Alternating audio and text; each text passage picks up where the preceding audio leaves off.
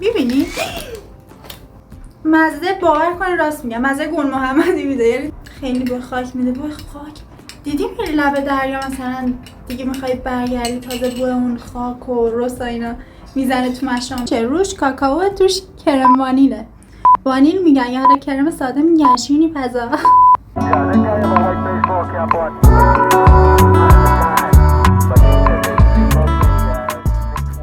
سلام به یه ویدیو دیگه ملی تدی، خیلی خوش اومدی. امروز قراره این سوغاتیایی که برام آوردن رو با هم آنباکس کنیم. من اینا رو دیدم ولی هیچ کدوم امتحان نکردم که بیام با هم امتحان کنیم. به نظرتون از خوراکی‌ها شروع کنم؟ به نظر خودم که از خوراکی‌ها شروع کنم. این خوراکیایی که زحمت کشیدن آوردن برام از ترکیه آوردن. اولیش این راحت الحلقوماست که تو ایران هم از اینا داریم، ولی حالا میخوام ببینم این چه مزه‌ایه. مزه‌ش هم فکر کنم گل محمدیه دیگه. خودش روش زده که گل روزه، من نمیدونم چرا گفتم گل محمدی، پس با طعم گل روزه.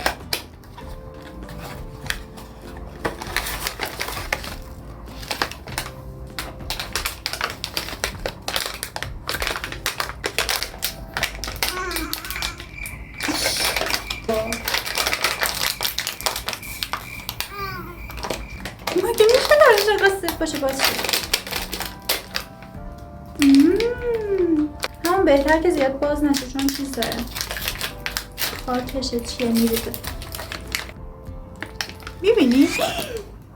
آخرم ریخ لیه که صورتیه بازه شد دیگه.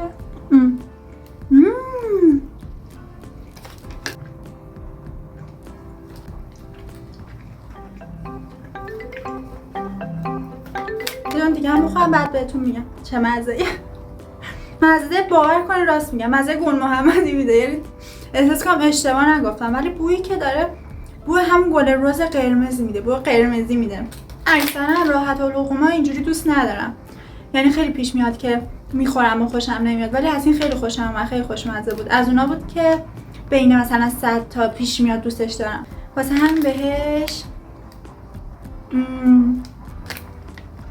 9 از 10 میدم، بیشتر نمیدم چون اونای دیگه هم هست. اون وقت هنوز خاک داشتن، اونای دیگه هم هست در حقشون ناحقی میشه. خود هیکلم و رو زمین و همه جا رو سفید کردم. الان میفهمون چرا انقدر درش رو سفید کرده بودن. ماما لطفا این ویدیو رو نبین. بعدی هم دوباره از همین راحت الحلقوماست ولی طعمش بادومه. یا یه کاری دست خودم ندارم ولکن نیستم امشب. این هم همون شکلیه دیگه، توش هم شکل یکیه. چرا با خودت چاقو نیاوردی وقتی میدونی میخوای ویدیو بگیری؟ نمیدونم چاقوی قیچی بچه من میام یه دونه قیچی بیارم میام عاقل کنن کاری که باز آید پشیمانی. ربطی داشت؟ ایشالله که ربطی داره. روشه که سفیده گاز زدم. خیلی خوشمزه است جدی. من با اینکه راحت الحلقوم دوست ندارم خیلی خوشمزه است. این بادومایی که روش زده بود و واقعا توش میخوری قشنگ میاد تو دهن. نه نمیتونم نشونتون بدم.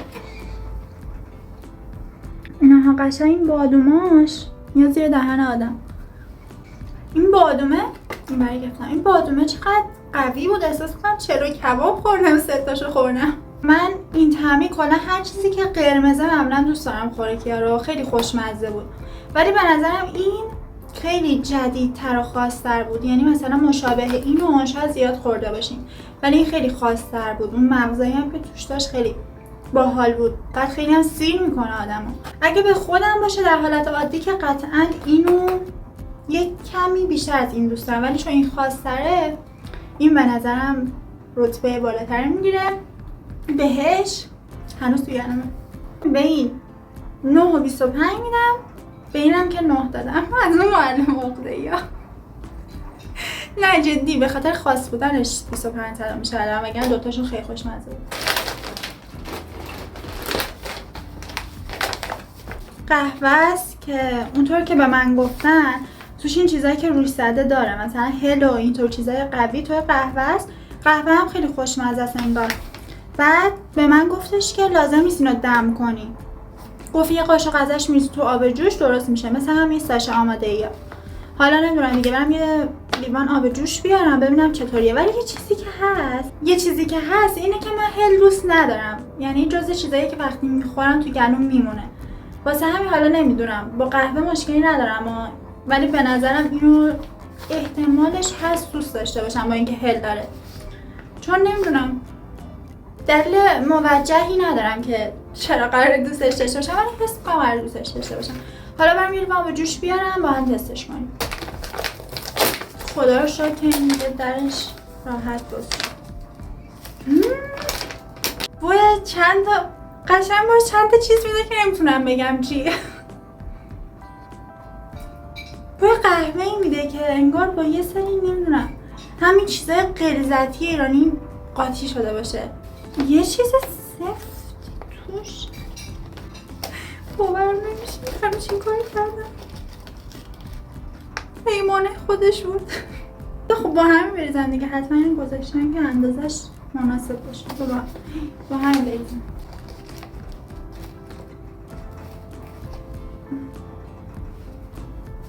اندازه همون یه پیمانه خودش ریختم ببینم چی میشه. احساس کنم آبشو زیاد ریختم که احتمالاً هم واقعا زیاد ریختم، ولی خب میخواستم اونطوری غلظتی نشه، یکم کمتر باشه، چون وقتی خیلی غلیظ میشه قهوه من یکم اذیت میشم. خیلی بوی خاک میده. بوی خاک دیدی میری لب دریا مثلا دیگه میخوای برگردی تازه بوی اون خاک و رس و اینا میزنه تو مشامت، دقیقا اون بوی میده. بوی طبیعت میده، حالا بوی همه چی میده. من کلا همونیم که خیلی هم میزنم، اصلا مهم نیست چیزی که هم زدن یاره من خیلی باید هم بزنم. جای شما خالی.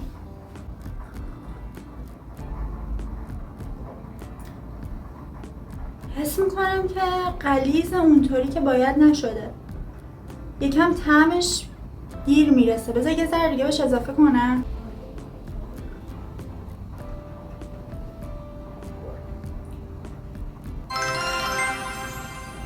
طعمش آدمو تو فکر فرو میبره، نمیدونم چطوری توصیف کنم. بذار یه قلوب دیگه بخورم.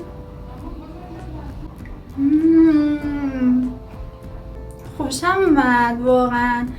یه حالت غلظتی داره. دیدیم وقتی هات چاکلت میخوریم یه سری چیزا کلا مثل هات چاکلت همه یه غلظتی داره، اینجا این اون غلظت‌ها داره. بعد بوشم یه حالت خاکتوره. بعد اون تلخی قهوه هم داره هم نداره، جوریه که اذیتت نمیکنه. یه حالت کاکائوتار هم هست، نمیدونم حالا واقعا توش پودر کاکائو داره یا نه، ولی یه حالت کاکائوتار هم هست. خیلی خوبه. از اوناست که یه سری چیزا رو وقتی میخوری از اوناست که خسته نمیشی، مثلا ببری سر کار، ببری دانشگاه، ببری این ور اون ور، خسته نمیشه از خوردنش. این از اوناست که دلو نمیزنه. من خیلی خوشم اومد از این و بهش 100 از 10 میدم. بعد اصلا اون طعم هیلی که من بدم میاد انگار نه انگار که توش بود، یه ذره هم حس نمیشد. واسه همین خیلی خوشم اومده. بعد کلا خیلی ذوق میکنم وقتی نوشیدنی پیدا کنم که بشه طولانی مدت خورد. اونا رو خیلی دوست داشتم قبلیاری، ولی تا الان ایشون میاد صدر جدول چون نوشیدنیه و خیلی هم خفن بود و همیشه میتونم ازش استفاده کنم. قبل اینکه بریم سراغ غیر خوراکی، یه خوراکی دیگه هم هست که این یه بیسکویته که دیگه طعمش معلومه دیگه، روکشش که شکلاتی، کرمش هم که احتمالاً وانیلیه. آره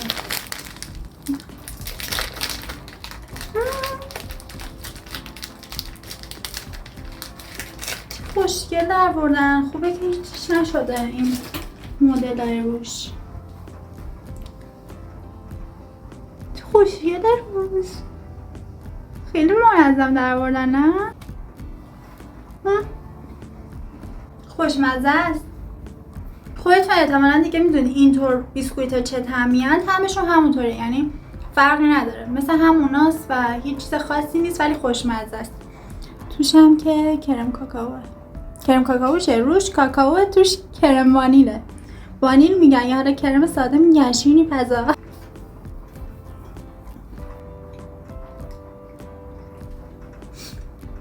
اینطور چیزا رو خیلی خوبه که با چای بخوری، چون اینطوری گیر میکنه نمیره پایین. بعد چون کاکائویی هم هست سنگینه، با چای بخوری همش راحت میره پایین. الان به زور دارم تمامش میکنم چون خوش شده دهنم. امیدوارم چای دم نیست که بخوام بخورم، ولی اینا قطعا تو ویدیو حضور داشت چای. از اینجا یه چایی میذارم. مزه بود، من دوستش داشتم. بهش 7.5-8 از 10 میدم. اون 2 نمرم چون که خب چیز خیلی جدیدی نبود، بعد اون عزیز دل که قبلش خوردم صدر جدول بمونه دیگه، واسه همین بهش 8 میدم. شاید باورتون نشه ولی خیلی جلو خودم گرفتم اینو بو نکنم، چون میخواستم با هم بیایم بو کنیم ببینیم چطوریه براتون توضیح بدم. به خاطر اینکه هر کی منو بشناسه میدونه من خیلی آدم بویی هستم. حالا بویی یعنی چی؟ اینکه مثلا داری اتاقتو به من نشون میده، اولین چیزی که دوست دارم ببینم چیزای بو کردنیه. حالا میخواد عطر باشه، خوشبو کننده، هوا باشه، هر چیزی کنه. آدمیم که بوییم. بویی دیگه. خودش که این شکلیه، یه اسپری صورتی بوش اصلا هیچ ایده‌ای واقعا ندارم.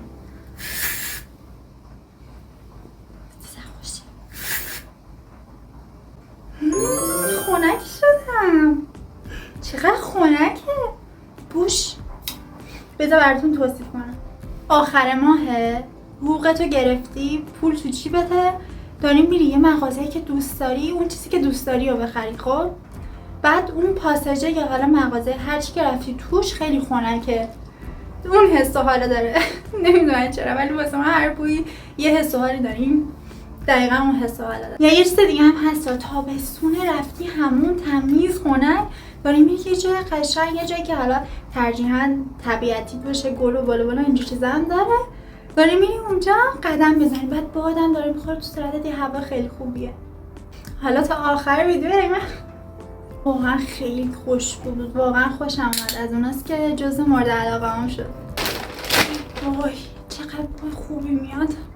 فقط کسایی که مثلا من بویین میدونن چقدر حس خوبیه وقتی یه بوی خوب جدید میپیچه.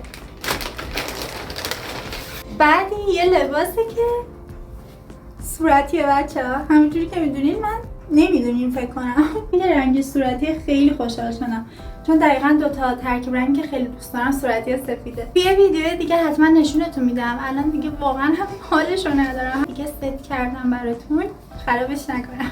آخرش هم که یه جوراب ساده است سفیده که به نظرم این جورابایی که اینجوریان به نظرم اینا خیلی کاربردیه. من که خودم خیلی استفاده میکنم مخصوصا بعد همون. خلاصه این بود از آنباکس امروز. چیزایی که گذاشته بودم با هم امتحان کنین. اگه از اینطور ویدیوها که مثلا خوراکی تست کنیم با هم و اینطور چیزا خوشتون میاد بهم بگید تا بیشتر بگیرم. خیلی ممنونم که تا اینجای ویدیو همراه هم بودین. من ملی تدی ام و کلی از اینطور ویدیوها میسازم. پس اگه از ویدیوم خوشت اومده کانال منو سابسکرایب کن تا بتونی بقیه ویدیوها من ببینی. لایک هم یادت نره.